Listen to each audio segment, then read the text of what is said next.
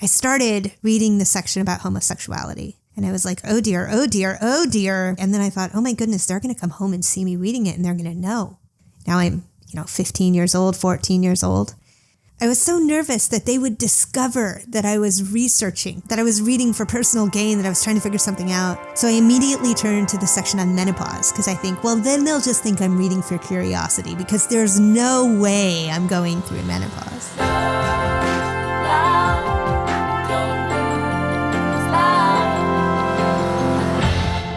Jessi Hempel wasn't going through menopause. She was figuring out she was gay in the late 80s in a family where that wasn't particularly safe. She could keep it hidden for a while, but she knew that someday it wouldn't be a secret anymore, and she was afraid. So Jessi managed to stretch the secret out. Then one day, her sister discovers something on their father's computer that will turn the whole family on its head. There was more than one secret closet in this family, and the closet doors would swing open again and again. In this episode, Jessi joins us to talk about her incredible memoir, The Family Outing.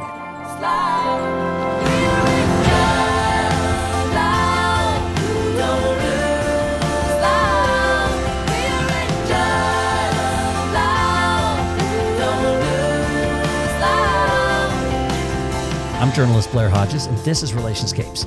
We're mapping the stories and ideas that shape who we are and how we connect with each other so we can build a more just world together.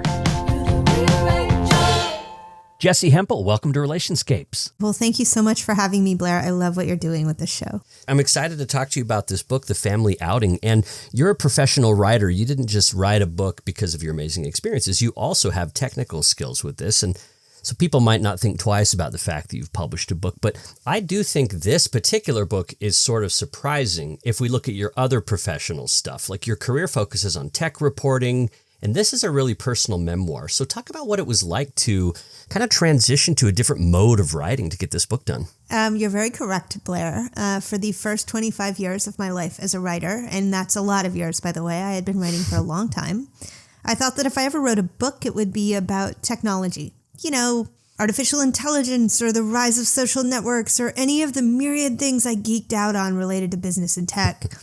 I had spent my entire career until that point writing for magazines like Business Week and Fortune and Wired about the kinds of things that kept me up at night, which were things having to do with like the evolution of new technology. And that was my identity. And I start there, Blair, because what happened to me, I think actually happened to a lot of people. So in March of 2020, and I should start by saying, if you just say March of 2020, most people get this dour look on their face, right? Mm-hmm. Yeah, we can all think about where we might have been. And for me, I was living in Brooklyn, New York, and I was this technology writer, and I was a fairly new parent. My wife and I had a baby. He had just turned a year old. And I had a real strong sense of my identity, right? I traveled all the time. I was out in the world, career focused. And then overnight, all of that changed. And my job was thankfully safe, but there was a question as to whether it would continue. And suddenly there was no traveling. In fact, there was no office to go to. And there was no daycare, which meant that I was home with my child all day. And New York was a particularly scary place to be.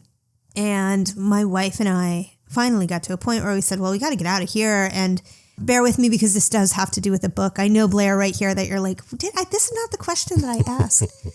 No, I'm following. Okay. Well, so, my wife and I put the baby and the dog in the back of the Subaru because those are the lesbians that we are. And we hit the gas. Yeah, you do have to. Yeah, exactly. We hit the gas and we started driving south, and her parents lived in Tupelo, Mississippi, and we drove all the way to their house, which was 18 hours. And when we got there, we thought we'd stay for 10 days. And you know where this story is going. We stayed for months. Yeah. And those first couple of weeks that I was living in my wife's childhood bedroom, I did the things that we did at the very beginning of the pandemic. I got Zoom crazy, right? I did Zoom happy hours and Zoom yoga, and I Zoomed with friends I hadn't talked to in a while. And then very quickly, I just grew so tired of Zoom and really tired of talking to anyone. I was depressed. I was super down. And while I was so down, I discovered that there were just a few people that I wanted to talk to. And I wanted to talk to them every single day. And that was my brother and my sister and my mom and my dad.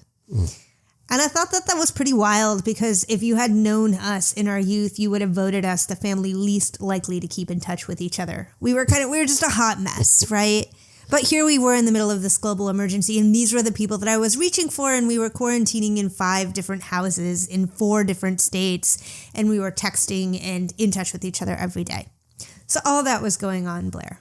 And back in New York, I had this very commercial literary agent who kept calling me and saying, Jessi, now is a great time to write a book. And I would say, have you seen my life? There is nothing great about this moment. I'm kind of busy trying to keep my head above the water. It's not a good time. And she kept saying, no, this is a great time. There are not a lot of writers bringing books to market. She was right about that. And so if there was ever a moment when you had a real dream, like the dream project, this is the moment you could get that project done. And so I said, okay, I'll think about it. And I came back to her and I said, well, how about I write a tech book about the business of tech? And she said, boring. She said, go back and bring me the book that you would be most afraid to write. And so I thought about it.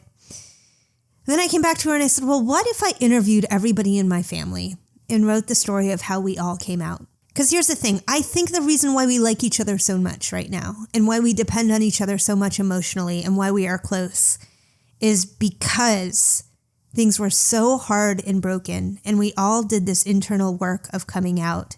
And that work, not only did it help us each to realize ourselves, but it helped us to realize something about each other. And she said, perfect, we'll call it the family outing.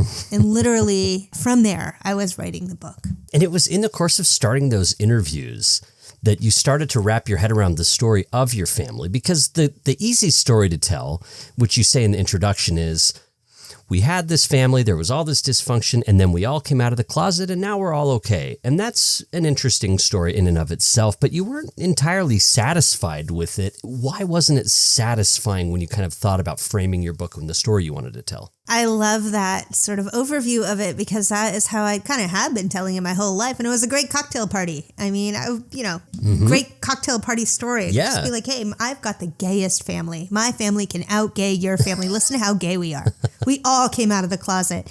And I should say, when I say that, Blair, I came out of the closet first. I came out at 19. Okay, yep. Then shortly after that, my dad came out. As gay, right? Gay, yeah, You're straight gay. up gay. I would even call myself a little bit of a boring gay. I'm very in the box, fairly heteronormative in presentation, just discovered Ani DeFranco at 19 and was like, yeah, there we go. Okay. And then your dad. Shortly after, my dad came out as gay, which forced him to leave his marriage. My sister came out as bisexual. My brother came out as transgender and later went on to carry a child. And that whole process caused us to do a great deal of self-reflection, and my mother came out as a survivor of a series of crimes so heinous I could really only learn about them in little bits over time. And all of this change happened over the course of 3.5, 4 years, so a very short period of time. And while it was happening, I've got to say, it was terrible. It was terrible. And it was hard. And terrible and hard once you get to the other side of them. Forge character, right? And so what I was interested in was I wanted to figure out not just what my version of the story was, right? Right. But what every member of my family thought happened. I wanted to see if I could get to one common narrative that we all agreed upon. Like, hey, here's what happened. So I kind of pitched the story to everybody. I was like, hey, you know what we could do is I could interview you. We could do a whole lot of interviews. You could tell me your side of the story. I could figure out where they line up. And then I could just come up with one common narrative. And everybody agreed to it, which God bless them that they all agreed to it. Because especially for my parents, it was a huge leap of faith. They were essentially agreeing to allow me to air all of my family's dirty laundry and to live through that. And because of interviews, to be involved with it, right? And then to be involved with it. You're not just telling it, but they have to dig. Right, Yeah. right. I mean, there was so much digging and subsequently so much healing in the writing of the story. And I should say, by the way that we're talking about it, you would think that this is like an encyclopedia about my family. I also endeavored to write a beach read. I wanted to write something that was that would move so fast that you would sit down and start to read it. And if it was a book that spoke to you, and I will say books are very personal, not every book speaks to every person, but if it was books that spoke to you, that you would sit down, open it, and want to finish it right away, that we just fly through it. Yeah. But, when I started to try to get all of our stories to line up, the only thing I really learned, Blair, is that, even when 5 people endeavor in good faith to tell one story, memory is really crappy, and people remember things differently, and nobody could get the details right. And part of your project then was to get a narrative thread that worked, but also that would be satisfactory and representative of the perspectives of your family. So you were juggling a lot of different stories here. One of the most interesting for me was about your father. So he was a young man in the 1970s. He was the son of a very religiously devout minister. Yep. And he's thinking about maybe entering the ministry himself, but things aren't really clicking. His mission work gets cut short. He finds himself in this meeting with a psychiatrist and a psychoanalyst, and he's listing off all these ways that he feels lost in his life. And then he just tosses out, also, no, I think I might be gay. Tell us a little bit more about your dad in this moment and what that must have been like for him to be a gay young man in the 70s from this devout family. Yeah. I think so much about this, right? Because if you had met my dad as a 10-year-old child, you would probably have identified him, especially in our contemporary culture. Maybe not back then. But, even from his youngest years, he was somebody who people probably identified as, that kid's probably going to grow up to be gay. He had a manner about him. And I think this really scared his parents. And my grandfather was a German Methodist minister who even felt like the Methodist church wasn't quite strict enough. So he would bring his family for extra churching on Wednesdays to the Baptist church down the street. He really took his relationship with God seriously. And was somewhat panicked that this, he had 3 children, he had 2 daughters, and then he had this son. And in their family, everything was about the son. They just really wanted the son to accurately represent the family and take on the tradition, which was a religious tradition, whatever that was. And there was my dad, this young gay kid. And they became so worried about him being, they never used the word gay. Let me be real clear, Blair. But, even in middle school, they had a couple of experiences where, and this isn't in the book, but just, my dad talking to me, his parents found him trying on his big sister's petticoats. And they just were concerned enough that they figured out how to get him into a rigorous Christian boys' boarding school. And all that time, my dad knew in his heart that he was gay or that he liked boys. I don't think he had a word for it.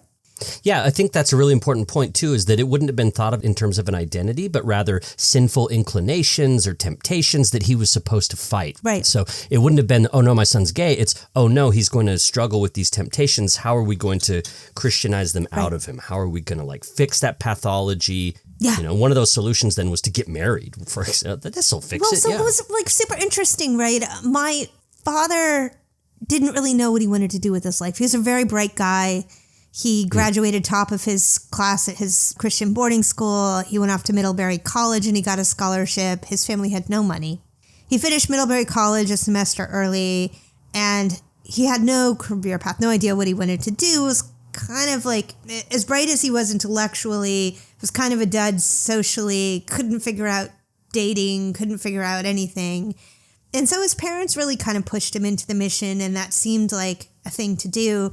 His older sister had become a missionary. And by the way, it was a great lifestyle for her. It worked really, really well for her. She has continued this lifestyle for her entire life. She eventually got married and had children, but this lifestyle did not work for my dad. And here is where I have to give the Methodist Church some credit. It seems from what I could figure out, and again, I wasn't able to talk to any of these people personally, but just from reading diaries of my father and picking up stories and reading my grandfather's notes.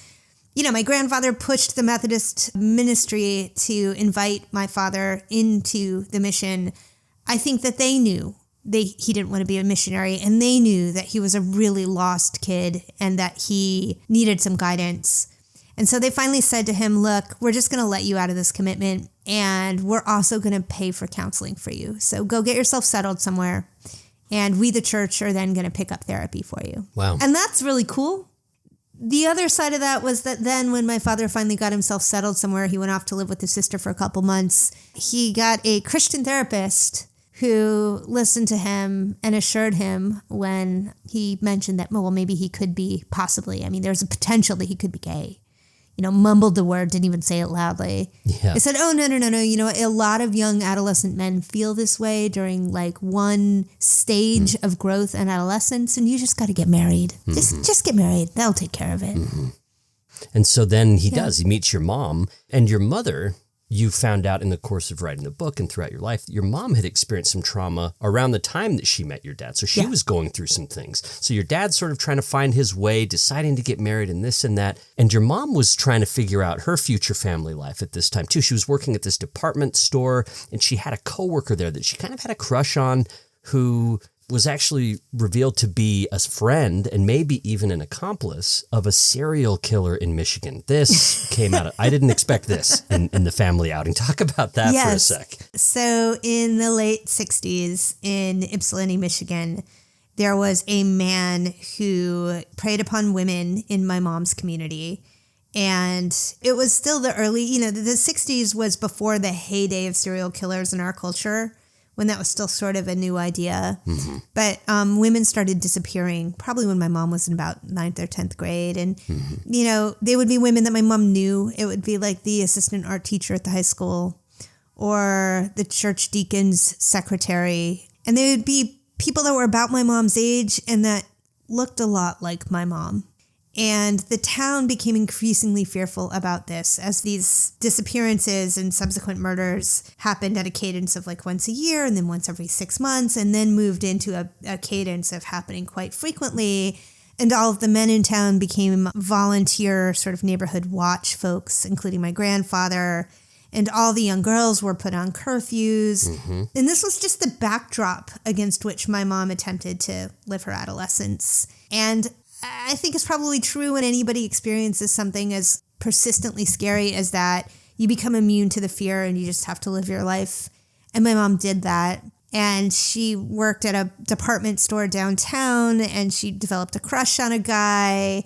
And there was actually a moment when that guy just scared the bejeebers out of her, right? In a way that suddenly... Yeah, he corners her in a back room. And he throttles her throat and he threatens her. And she was looking at him and she was trying to get him to stop. And then she realized, oh my goodness, I actually don't know anything about this man. And then he lets go and he's like, I'm only joking. But like, what would you do if I were the killer? And my mom goes home with this information. She's trying to process it, and she doesn't even have time to process it because this man and his best friend are arrested for the murders. And he later gets off in exchange for testifying against his best friend. Right, which is kind of sketchy because he could have been more involved, but just he's the one who talked to the cops, basically. That's exactly right. And most people in Ypsilanti, Michigan, who were alive at that time and paying attention believe that he was, if not in on the murders, he certainly knew about the murders. And so my mom lived with this, and this shaped her.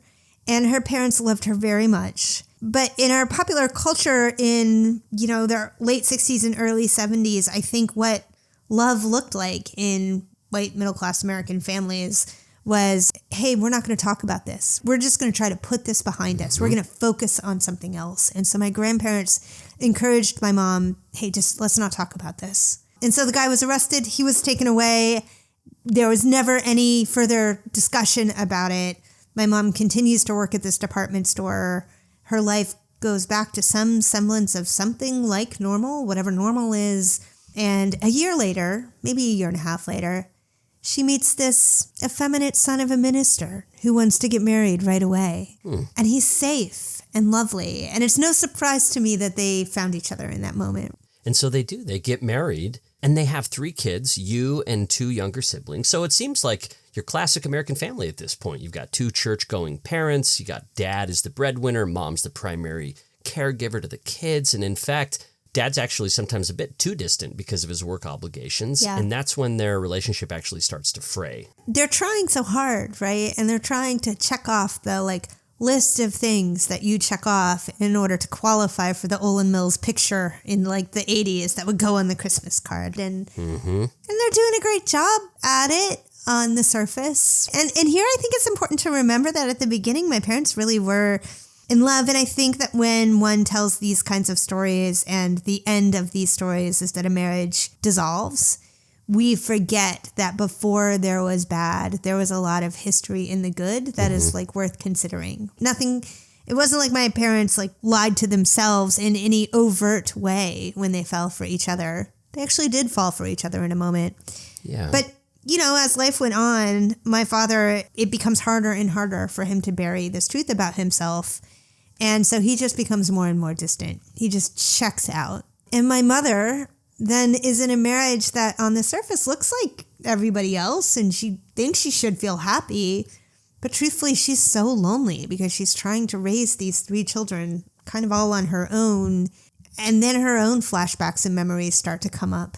And so she becomes extremely depressed. And I think about this long period that is ultimately my adolescence, right? For me, I was like age 10 to 20 or so as the closeted period in my family's life. And, we were all pretty miserable and pretty unhappy and often emotionally violent to each other. My parents in particular to us, and sometimes even physically violent. And that is the product of living in the closet, that is what it means to have to hide yourself. You become your worst version of yourself.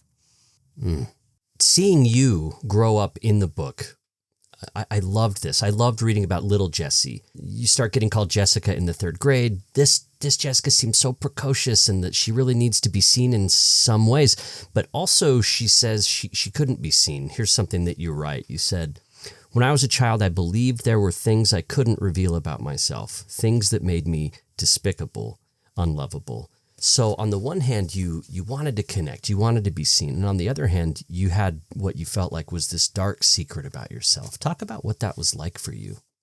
Well, I was gay. And by that, I mean, I also didn't have a word for it. But I knew by the time I was in early elementary school that my desire was programmed different than other people's desire. And that this was something that I needed to hide. I don't even know exactly how I knew that, but I knew that. And that if anybody ever found that out, that would be bad for me. And I think one thing about the 80s and into the early 90s was that this was a time when maybe you could be gay, but you just didn't talk about it. And none of the people that we knew on television came out on television. Ellen DeGeneres didn't come out of the closet on TV until 1996. Right. Yeah, I was in high school. You probably remember it. Do you remember it, Blair? I do. And at the time, I was in a place where I thought something was very wrong with that. I was unsettled by it, but I think I didn't know much about what it meant. And the thing is, growing up, we would say all the slurs, we would say queer and stuff like this without really even thinking about what it meant. No. I did get the sense that I was expected to become a man. I always had a heteronormative cultural expectation, but I didn't know that I knew any gay people. So Ellen was one of the first people that I was like, oh, there's gay people. Okay, there's one in real life. Completely. And that was so important. I mean, it was so profoundly important. It started a cultural change, right? That grew into the movement that we have today. But, before all that happened, I was like you. Queer was the word we used to describe things that were strange and not cool in high school. And I used it all the time before it became the word that was my identity. Yeah. But I knew that I also had these crushes on girls starting in middle school and into high school that I could kind of get away with because I think that this kind of friendship is more sanctioned between women than it is between men. Mm-hmm. Can we read about one of these? There's an excerpt on page 80 that I thought would be really cool on that. Please. Yeah. Just to the end of the page there. Okay. Yeah. Awesome. In 6th grade, I love Becky Orr. She's my best friend. She has long brown curly hair that she parts in the middle and pins back with 2 barrettes and a face like a Cabbage Patch Kid doll, round with dimples on her cheeks. We spend our time doing things that border on little kid, like running through the sprinkler and watching the Mickey Mouse Club. Then we go to our respective homes and talk on the phone. When we're not talking, I'm thinking about talking to her. I can find a way to weave Becky into any conversation. For instance, if Dad mentions going to the beach next summer, I might say, "You know who loves the beach?" "Who?" he'll say, even though he knows the answer. Becky Orr. Being a closeted gay girl in the 1980s involves hiding out in the open. It's constantly declaring your feelings to the object of your affection and getting away with it because girls are allowed to love each other. Loving is entirely condoned. lusting is something of which we don't speak. I don't have a name for this way that I'm drawn to Becky. I always long to be closer to my best friends, but I don't even know what I'm longing for. To feel more? To merge into them more? To crawl inside their heads? This merging desire feels most possible when a friend is most vulnerable, such as when she is falling in love with someone else. In this way, I learned to lie to myself. When Becky calls to tell me David kissed her at the St. John's dance, I feel the universe cleave into sections, see her spinning backward from me. She'll like David better than me, differently than me. But just now, it's me for whom she reaches to share this new experience, and I want to hold on to her attention. I'm so excited for you, Becky, I say. Tell me everything. It's always this way for me with a best friend. For a brief period, I will inhabit them, and then I'll lose them. And we get to see more of that as you tell more of your story. A couple of years after this, you still haven't really got a word for it. You haven't really nailed it down for yourself. But a couple of years later, you're babysitting for some neighbors a couple houses down, and there's a book that they have there, and I recognize the title of this. It's called Our Bodies, Ourselves. This book's on the shelf there, and you're curious about this. So you pick it up, and you start to read it, and this book really brings some things home for you. Yeah, it really does. And I just remember, Blair, I was so nervous that they would discover that I was researching, that I was reading for personal gain, that I was trying to figure something out. I started reading the section about homosexuality. And I was like, oh dear, oh dear, oh dear. Wow, that really... And then I thought, oh my goodness, they're going to come home and see me reading it and they're going to know. Now I'm, 15 years old, 14 years old. So I immediately turned to the section on menopause because I think, well, then they'll just think I'm reading for curiosity because there's no way I'm going through menopause. Yeah. But you knew then, right? You say there that you knew. In fact, read the end of that chapter there. From this point on, I know the thing about myself I have been trying not to know. I understand that it cannot be changed, that it is innate like my eye color. I'm gay. One day I will need to accept this, and I believe it will end the good part of my life. It will end my ability to get along with the people I know and love. I am gay. I will spend my adult years in a dirty city living with men I do not like. I won't have kids. But hopefully also, I'll know women that look like the women in this book. Would that be so bad? Maybe, I think, I can stave this off until after high school. Maybe I can buy myself a few more years of the good life in which I think I can be like everyone else. Maybe no one else has to know. And as you're dealing with all that, your relationship with your mother's deteriorating. People that read the book will see how that plays out. You're struggling. Things in your family feel disconnected. And things are going to come to a head eventually here. Chapter 14, I think, was probably one of the most painful chapters for me to read. This is when your sister makes a discovery on your dad's computer. My dad was outed, and we like to say that he was kicked out of the closet more than he came out of the closet. I was just out of college. My sister, who's 4 years younger than me, had just finished her first year of college, and she was home for the summer. And things were not great between my parents by this point. Years and years of not taking care of their relationship had led to a situation where, Mom watched TV all evening long and Dad disappeared into the den and they didn't really talk to each other and Dad would get on his computer. So my sister's in her bedroom and she is IMing one of those early chat programs with her boyfriend. They're sort of newly in love. And then her computer dies. It runs out of batteries, right? It's an early laptop. And so she gets frustrated with it and she goes into the den to use the family computer to pick up the conversation. And when she goes on the computer, somebody that she doesn't know pings her back. And she quickly discovers that this person that she doesn't know seems to be a man involved with my father. And she puts it together very quickly that this person messaging her is some man that my dad is having an affair with. And then everything blows up, Blair. In that moment, in that particular moment, my dad and my mom were hosting visiting relatives. Oh, I know it was such a bad moment for I it to mean, is there happen. ever a good point, though? Could you ever plan? Could you ever be like, on July 20th? No. Yeah. But maybe on a quiet weekend, though, with no visitors. Would have been how better, about? but no.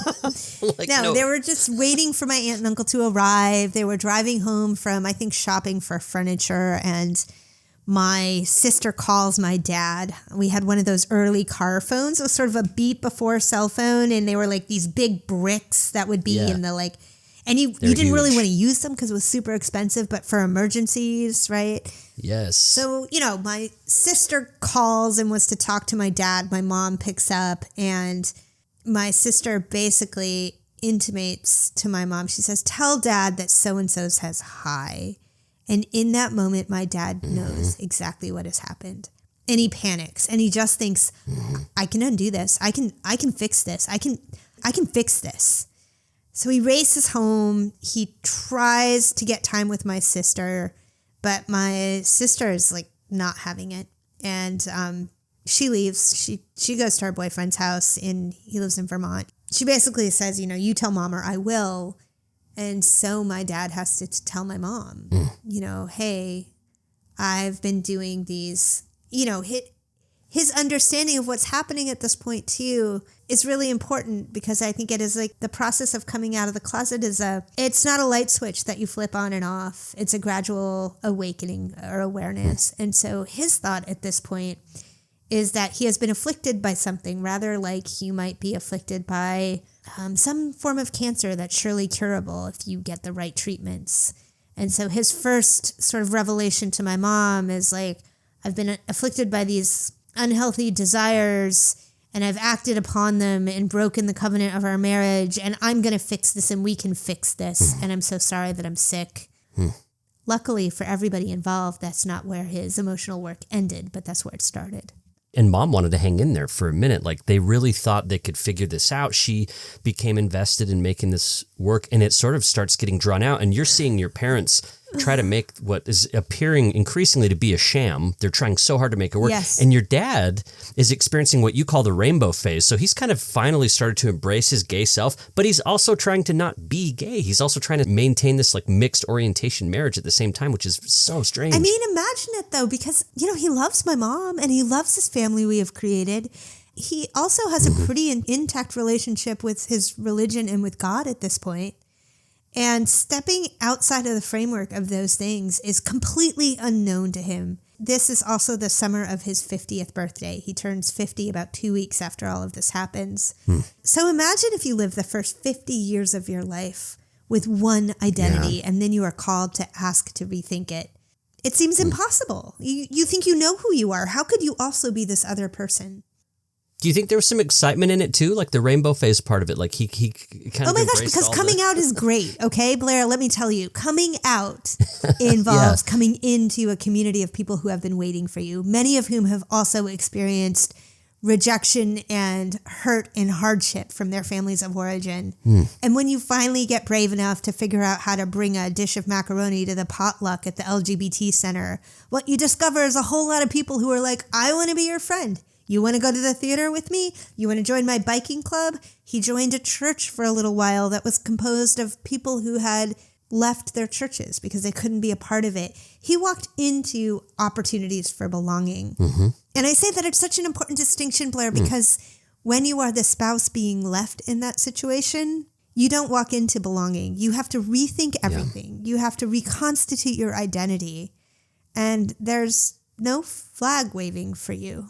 No, your mother had such difficulty, and talk about a suicide attempt even. She came to the point where that was on the table for her. What was it like writing about that, and how did she feel about that being part of the book? It was really hard to figure out how to write about it. She was pretty unhappy at first with that being part of the book. She felt, she is a mental health practitioner, and she worried that Yeah, that's a community she fell into, was like figuring out mental health and becoming a therapist and all that. So to speak, she needed a place to fall. But we're talking about what happened before that. So, okay, sorry, I just wanted to interject that. Right. But in her moment of crisis, and you asked me specifically about how she felt about me writing about it. She was scared that if she revealed exactly how vulnerable she was, people would think less of her. And so that was her fear in the book. And yet she was really honest with me about what that moment of crisis felt like. And I was able to really reflect both how she thought and felt about that moment of crisis, but also how it affected my brother, who was still in high school, and my sister, who was at college. And, you know, when an event like that happens in a family system, it happens differently to everyone. And hopefully the book sort of captures that. Oh, it sure does. I think this is one of the main strengths of the book because it shows how coming out can be such an involved and connected and networked process, that it's not an isolated thing, and that people that experience it, there are shockwaves, there's joy, there's grief, there's so many different emotions, and it's not an isolated individual experience.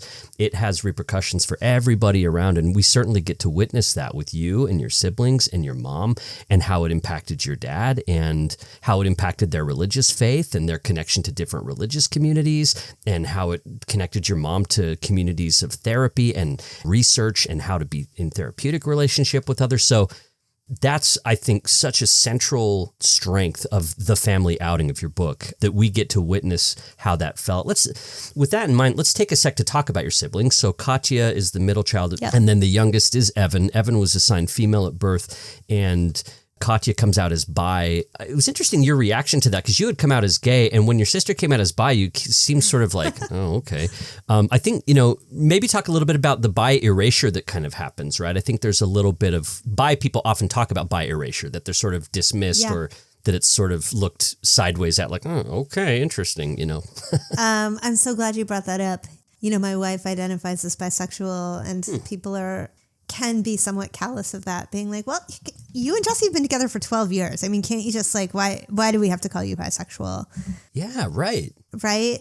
Yeah, I hear this with people that are married too, to I know a woman who's married to a guy. She gets that exact same question a lot. Like, well, and she came out as bi later in life, and they're like, but you're already married and you have kids and stuff. Like, what's the point? So that bi erasure is real. Yeah, 100%. The other piece there that I really wanted to figure out how to highlight is this book is about coming out, but is also about how to receive people who come out to you. I wanted to call attention to the fact that, I came out first. I thought I knew a thing or two about what it was to be queer and who got to be queer. And I actually, unfortunately, I thought I kind of owned it in my family. And I was not great to my sister or my brother when they came out. In both situations, my first response was to belittle the experience, to say some version of, well, I mean, okay, fine. Like with my sister, you just want to be like the rest of us. Sure, you're bisexual. Like, you were the popular girl in school. You always had a boyfriend. Like, I know this is a passing fad. And with my brother, a couple of years later, I did the exact same thing. He said, my pronouns are going to be he and him. The name I choose is Evan. Please call me that when I come to visit you. And my first response was like, but you just wore that beautiful dress at Christmas. I'm sure this is a passing thing. Like, what's that about?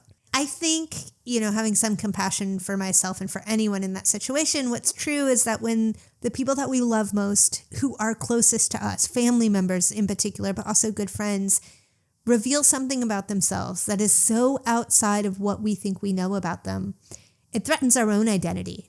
And sometimes our immediate first reaction is to get so wrapped up in the threat to our own identity that we can't receive what they have to tell us. We might even think like, how could they not have told me?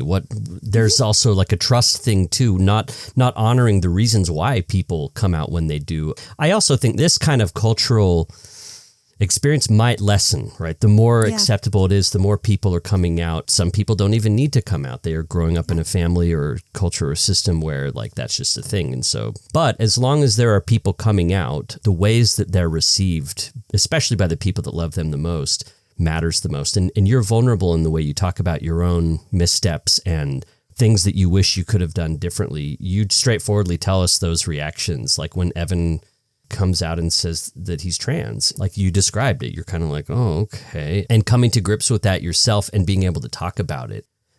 Again, I think it just speaks to the strength of the book. I want to remind people the book is called The Family Outing, and we're talking to Jessi Hempel.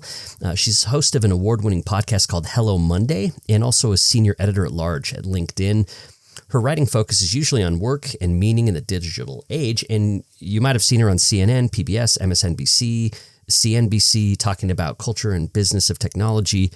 And she graduated from Brown University, got a master's of journalism from UC Berkeley, a lot of education, a lot of experience, a lot of writing, and you've got this whole family background behind all of that too. One of my favorite scenes, by the way, is you're talking about being on CNN at one point and you just like went blank in the mind at this point. Terrible. I can't believe it. And you talk about the dead air, and that was kind of a crisis point for you, right? And yeah. What were you doing there? In my, late 20s, I was always very career forward. And in my early adulthood, I just really wanted to be a business writer. And I started writing and I got a job at Business Week and I became a TV commentator. And I learned actually, Blair, that you don't actually need to know very much about whatever they're asking you on TV to be pretty good at this job. Yeah.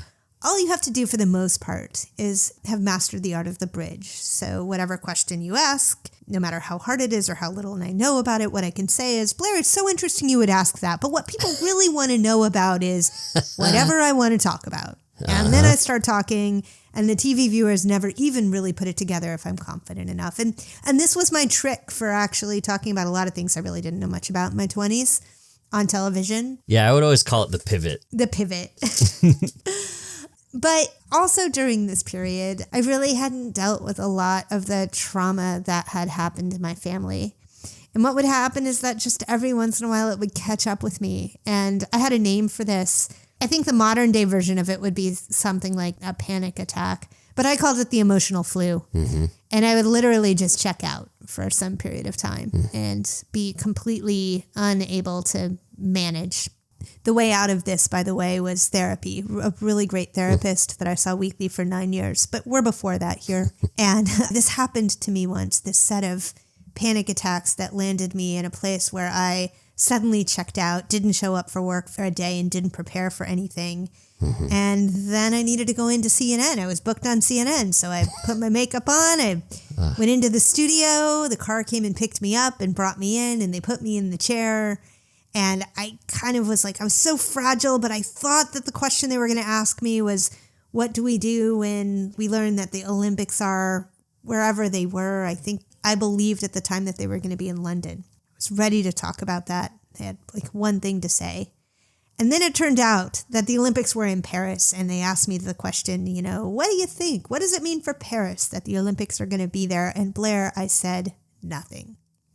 Just looked at the screen. Panicked. And there's nothing more terrifying than silence, like dead air on television. Yeah, everybody probably panicked right then. Oh, yeah. No, they made a little note in the book that said, don't book her again. It was probably 4 years before I went on CNN again. But that also was like the moment when I realized if I didn't turn my attention to this, it was going to take something really important from my future. And so it was the reason why I think I finally got into therapy. And that made a profound difference for you. We also see you just trying to find meaning and connection too. You also got kind of wrapped up in this sort of personal improvement groups. People might be familiar with these sort of like, I don't know. I won't say cult. Some people would, but there are these groups that you get involved with and you have to pay money to do these levels of things. And so you're also trying to find connections. It seemed like beyond your family, to just have your feet on the ground and also feel empowered yourself. So we see you searching a lot. And that's another vulnerable part of the book is where you talk about sort of getting connected to some of these self-improvement groups. Yeah. I mean, I think the most notable group like this is Landmark. People may be familiar with it. The group that I did was sort of a radical offshoot of Landmark. And what's true about these groups is they can be really problematic in their final sort of in the way that they build, but they also contain really great learnings. Mm-hmm. And for me, and I hope I conveyed this in the book, it was a little bit of both. Like in the end, I got so wrapped up in these that I needed like somebody to step in and help me get out. But I also learned a lot about the idea that I could be responsible for my own happiness and that I could make things happen for myself in my life. I took so much self-agency from this experience. And I'm grateful for that. Yeah, it was nice to see you talk about the importance of found family, the people that you connected with. There's a group, an organization called Collage, the Children of Lesbians and Gays Everywhere, that you were connected to in some ways. But also, that group could be kind of challenging too, because you didn't see your own experience necessarily there. That group is a great group that still exists and is a pretty wonderful resource for any child whose parents have come out. I stumbled upon it in my early 20s, and it was wonderful to be part of a community of other people whose parents were also queer. The thing that I found confusing at that point was that in those years, I wasn't proud of my parents. Their marriage was coming apart. They were a mess. They were not in good shape. And I would, be part of this group where a lot of the children in this group came from families, more like the family I've gone on to create, where both parents were queer at the origination of the children, and they'd sort of grown up with queer parents. And it was hard to figure out how to be truthful about my own family in this smaller community when also the public narrative that I felt compelled to uphold was that gay families are great. We've got everything figured out. We raise good kids, because there's so much vitriol directed toward families with same-sex parents that I felt compelled to be defensive of them in public. Does that make sense? Yeah, it certainly does. And so your parents end up separating, and your father has relationships. He finally kind of embraces that side of himself and meets a man to share his life with, and your mom gets into therapy and begins helping others. And then you came around to having kids through your connection to your partner, Francis. It didn't seem like something that you were really super excited to do throughout your life, but then through this partnership, you decided that, this could work for us. Do you think that's in part because you didn't have a lot of models to look at? Like, there weren't a lot of lesbian women, obviously, having kids. You didn't get to see families that looked like that. So did you sort of just grow up thinking, I'm just not going to have that. It's just not really a thing? Yes, and I think that it wasn't so much because I was gay that I thought, I don't want to have children, but because I didn't trust myself to be a good parent, because I did not feel I had been parented well. And I worried that I would parent a child like I had been parented. And so rather than even creating the possibility that that might happen, I just moved right to, I don't want kids. I'm a person who doesn't want kids. And it wasn't until I had been in my relationship with my partner, Francis, for many years that I came around. And even when she told me, hey, I'm ready to have kids, I still was like, no, I guess we have to break up because I would be a horrible parent. And she had to really press me and say, are you saying you don't want kids? And I was like, no, I'm not saying I want them or don't want them. I'm saying I would be bad at it. And it caused a sort of crisis of my sense of self. And I ended up writing to the woman who had really helped me in high school, the assistant principal of my high school. She'd known me since my youth. And I wrote to her and just basically said, do you think I can do this? This is a really bad idea. And she was the one who wrote to me and said, you don't have to be your history. You can be a new version of yourself. You have learned what you need to learn in life, and you can be good at this. I was also really moved by Evan's story. There's a conversation you had with Evan at one point where he pointed out that your parents' secrets and your secrets were a little bit different. Evan was talking about how your parents' generation and your generation experienced secrets differently. He said they are fundamentally different because your secrets aren't secret from yourselves. Like with your parents, they kind of had to keep it, especially your father had to keep that from himself. For you all, it was more about keeping that secret just from your family. Like you actually kind of knew and were more ready to embrace it than family was. And that's a different thing to experience, I think. Yeah, I think that's right. And I think the thing that my brother was really trying to push me to think about was how this might impact our kids. Because, when my brother and I had this conversation, we were both new parents. He had 2 little kids at home. We had just had our second baby. And, we were talking about what this might mean for our kids and what we hoped for our kids. And he was saying, well, look, we've made it this far, but they're going to have to do the work of figuring out what their secrets mean to them and what their truths are. We can't do that work for them. And for Evan, I also really enjoyed reading about his experience being pregnant and having children as a trans man. It's not terribly common. There aren't a lot of people that have written about it or spoken about it publicly. There's still plenty of prejudice and misunderstanding about trans folks today. So it was nice to see in your book an example of a trans man who went through that and gave birth to kids and wanted to have this family and has this family. So that's a story. I mean, your book obviously wasn't the book of Evan, so you couldn't get into it a ton, but I loved learning the little bit that I learned about it. I so appreciate that. And the whole book owes itself to a story I wrote about my brother's pregnancy for Time magazine, about his decision to get pregnant, what that experience was like for him, carrying the baby, what the rest of the world thought as he did it.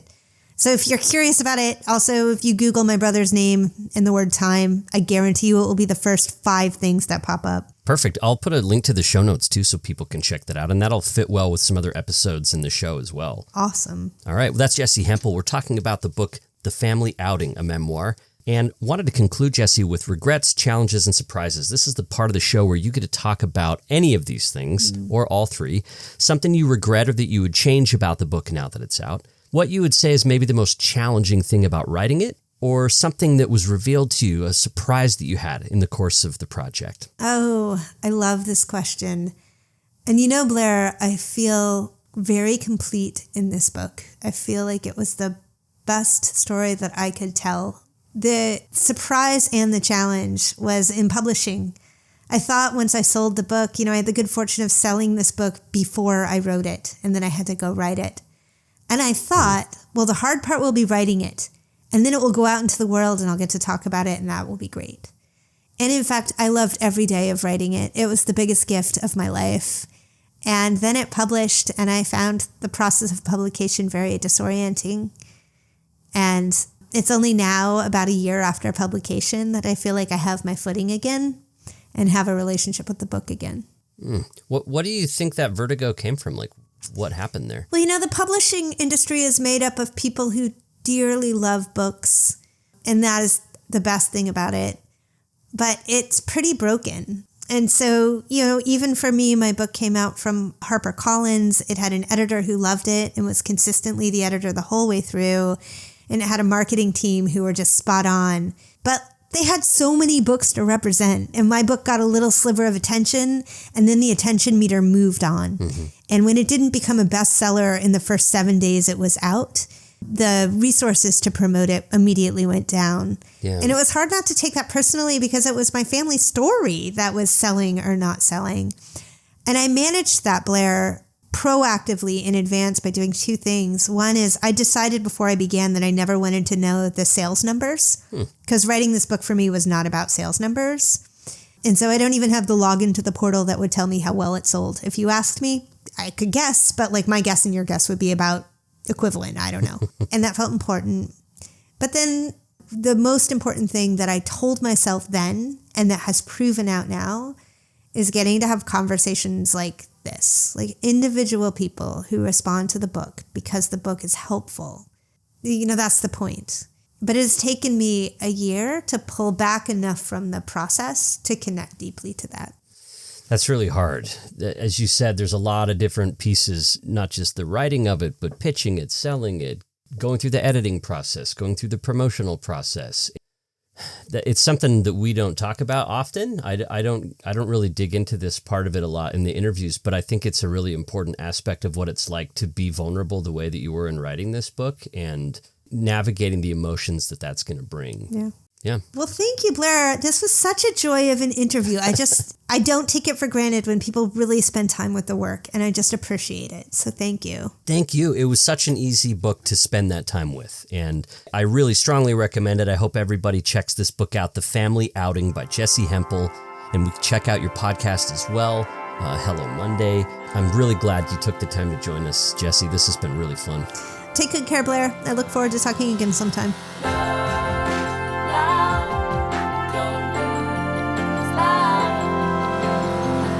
Thanks for listening to Relationscapes, where we're mapping the stories and ideas that shape who we are and how we connect with each other. If you're enjoying the show, I hope you'll take a few minutes to rate and review it in Apple Podcasts. I'd love hearing your thoughts about what we're learning. Bonus points if you recommend the show to a friend, because word-of-mouth advertising is actually the #1 way that independent podcasts like mine grow. Thanks to Mates of State for providing our theme song. Relationscapes is part of the Dialogue Podcast Network. I'm Blair Hodges, and I'll see you next time.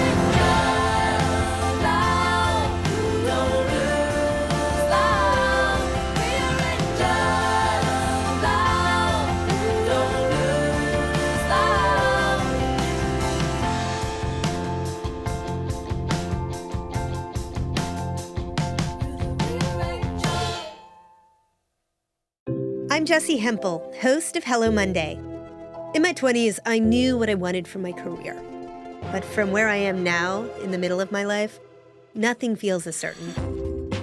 Work's changing, we're changing, and there's no guidebook for how to make sense of any of it. So every Monday, I bring you conversations with people who are thinking deeply about work and where it fits into our lives.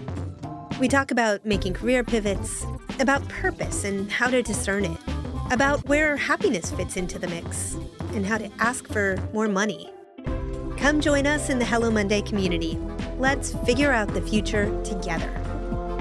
Listen to Hello Monday with Jessi Hempel wherever you get your podcasts.